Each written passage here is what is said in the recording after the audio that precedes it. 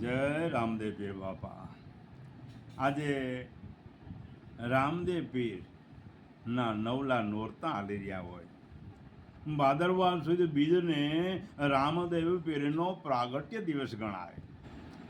એટલે નવલા નોરતાની અંદર આજે એમની પૂર્વ કથા આપની સમક્ષ રજૂ કરું છું કે 12 બીજના ધણી એવા રામદેવ પીરનો જન્મ આજથી આશરે 700 વર્ષ પહેલા રાજસ્થાનના બાડમેર જિલ્લામાં કાશ્મીર ગામમાં સંવંત 1409 ભાદરવા સુદ બીજને દિવસે થયો.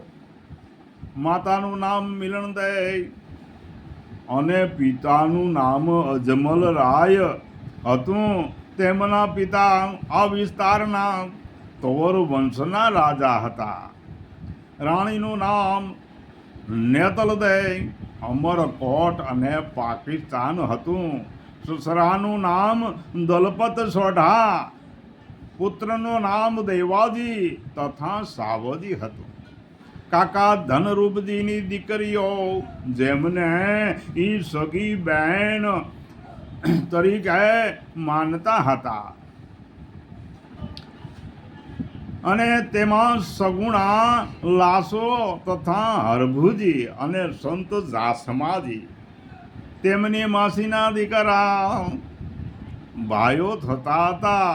સગુણા બહેનના લગ્ન પિંગલગઢના રાજા માનસી સાથે થયા હતા. બીજી બહેન લાસોના લગ્ન રાઠોડ સાથે કર્યા હતા. પોકરણગઢ ના રાજ લાસો બહેનને દાનમાં આપી રામદેવ પીર રણુજાનું રામદેવ પીરનું નિર્માણ કર્યું. જ્યારે ભાઈ વિરમદેવ અને વિરમદેવરાએ વસાવ્યું. ગુરુનું નામ બાલીનાથ, ઘોડાનું નામ લાલી રાસવાર હતું. કાશ્મીર ગામ હાલમાં રામદેવરા તરીકે ઓળખાય છે. કહે છે કે પિતાએ અજમલરાયને ત્યાં સ્વયં દ્વારકાધીશ પુત્ર રૂપે પ્રાગટ કર્યું હતું. અજમલરાય આમ મહાદેવના પરમ ભક્ત અને પોકરણના રાજવી હતા. તેમને કોઈ સંતાન ન હોય. તેઓએ કાશી વિશ્વનાથના દર્શન ગયા, જ્યાં તેમની ભક્તિ પ્રસન્ન થઈ શિવજીએ તેમના સપનામાં આવ્યા. તેમની મનોકામના પૂર્તિ માટે દ્વારકાધીશ નિર્દેશ કર્યો.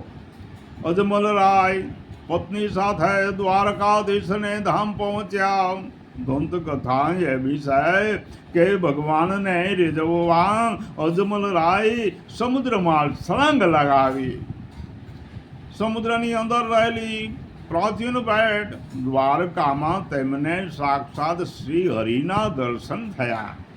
અજમલજીએ તો દ્વારકાધીશના પુત્ર તરીકે પામવાની ઈચ્છા વ્યક્ત કરી દીધી. દ્વારકાધીશે અજમલજીના બીજા પુત્રના રૂપમાં જન્મ લેવાનું વચન આપ્યું. પછી વિરમદેવ બાદ રામદેવ તરીકે રાણી મિલનદેવીની કુખે સ્વયં શ્રી હરિનું અવતરણ થયું.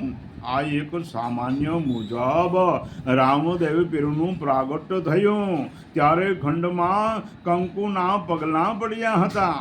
એવું કહે છે કે સ્વયં ભોળાનાથ પણ રામદેવ પીરના દર્શને આવ્યા હતા અને તેમને રામદેવજીને ભમ્મર બાલો, ગુગળ, ધૂપ, ભસ્મ, ધોળી ધજા અને આદિ પંથથી અલખની જોડી ભેટ આપેલ.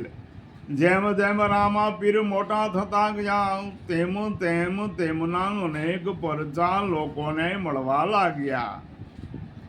એક કથા અનુસાર 12 સંપ્રદાયના ધર્મગુરુઓએ રામા પીરનો મહિમા જાણી તેમની કસોટી લીધી. એક જ સમયે પોતાને ત્યાં પાટમાં પધારવા આમંત્રણ આપ્યું. રામદેવ પીરને 12 સ્થાન પર એક જ દિવસે એક જ સમયે હાજર રહી તેમનો પરછો પૂર્યો. 12 ધર્મગુરુઓએ સભા બોલાવી રામાપીરનો જયકાય કર્યો.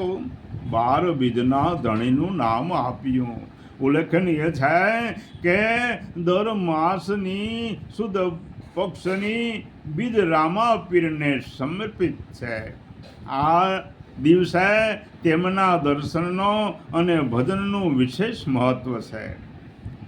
ખાસ કરીને રાજસ્થાન અને ગુજરાતમાં તેમના મંદિરો વધુ જોવા મળે છે. આ બે રાજ્યોમાં તેમના અનુયાયીઓની સંખ્યા પણ વધુ છે. ભાદરવા સુદ બીજના દિવસે રામદેવ પીરની જન્મ જયંતિ ઉજવવામાં આવે છે. બાબા રામદેવ પીરના કાળ દરમિયાન તેમની ખ્યાતિની સુવાસ ચારે વાયુ વેગે ફેલી હતી. શ્રી રામદેવ પીર બાબા દરેક માનવીને સમાન ગણતા. તેમના અનુયાયીઓને પણ તેઓ એવો જ બોધ આપતા. તેમણે હિન્દુઓ અને મુસલમાન વચ્ચે એકતા અને ભાઈચારો વધારી શાંતિથી રહેવાનું શીખવ્યું. બાબા રામદેવ પોકરણના શાસક પણ હતા. તેમણે રાજા તરીકે નહીં પરંતુ જાહેર સેવક તરીકે ગરીબ, દલિતો, અસાધ્ય દર્દીઓ અને જરૂરતમંદની સેવા કરી. ઇતિહાસમાં તેમના પુરાવા છે કે મક્કાથી 5 મુસ્લિમ પીર બાબા રામદેવ પીરની ખ્યાતિ સાંભળી તેમની પરીક્ષા કરવા આવ્યા હતા. તેમણે રામદેવ પીર બાબાના પરચાઓનો જાતે અનુભવ કર્યો. બાબાને રામદેવ પીરનું નવું નામ આપ્યું. ત્યારથી મુસ્લિમ લોકો પણ બાબા રામદેવ પીરને એ જ માન અને આદરથી પ્રભુ પદે ગણે છે. રામદેવ પીરના પ્રમુખ શિષ્ય હરજી ભાટી, ડાલેબાઈ, મેઘવાળ, કતિબસા, બાદશાહ, રત્નો, રાયકો, હરભુજી હતા. તેમના આ પૃથ્વી પરના નિયંત અવતાર કાર્યને અંતે બાબા શ્રી રામદેવ પીર મહારાજે 1459માં સમાધિ લીધી હતી. બિકાનેરના મહારાજ ગંગાસિંહે 1931માં તેમની સમાધિની ઉપર મંદિર બંધાવ્યું. લોકોની રક્ષા અને સેવા કરવા માટે તેમનો જીવનકાળ દરમિયાન બાબાએ ઘણા ચમત્કારો દર્શાવ્યા છે. બાબા તેમની સમાધિ પર બેઠા છે અને આજે પણ તેઓ તેમના ભક્તોને ચમત્કારિક અનુભૂતિ કરાવતા રહે છે. બાબાના ભક્તો રામદેવ પીરને ચોખા, શ્રીફળ, સુરમો, ગુગાળ, ધૂપ, કપડાં અને ઘોડા ચડાવે છે. તેમની સમાધિ રાજસ્થાનના રામદેવરા પાસે આવેલી છે. તેમના ચરણોમાં મારા કોટી કોટી વંદન. અને એમાં અમારી કંઈ ભૂલ રહેતી હોય તો ભગવાન અમને પણ માફ કરજો. જય રામદેવ પીર બાપા, જય રામદેવ પીર બાપા, જય હો ધણી અલગ.